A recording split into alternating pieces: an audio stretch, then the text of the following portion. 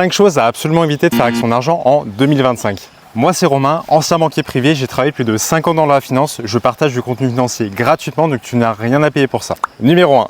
La rémunération aujourd'hui elle est correcte mais je ne laisserai pas mon argent dormir sur un livret ou sur un compte épargne rémunéré en pensant que c'est un bon investissement. Car par définition ce ne sont pas des investissements. Alors c'est bien d'avoir un fonds d'urgence mais reste-en là. 3 mois de salaire par exemple suffisent. Car avec la baisse des taux, tu ne préfères pas que ton argent prenne en valeur plutôt qu'il baisse en rendement? Numéro 2.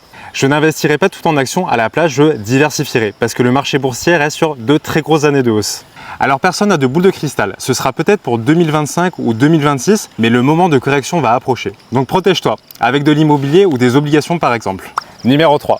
J'arrêterai également d'investir dans les crypto-monnaies parce que le bull run est lancé et pour moi, il n'y a plus vraiment d'intérêt à investir. Je n'ai pas manqué un seul mois ces 3 dernières années, donc maintenant il est temps de profiter et de surfer sur le bull run.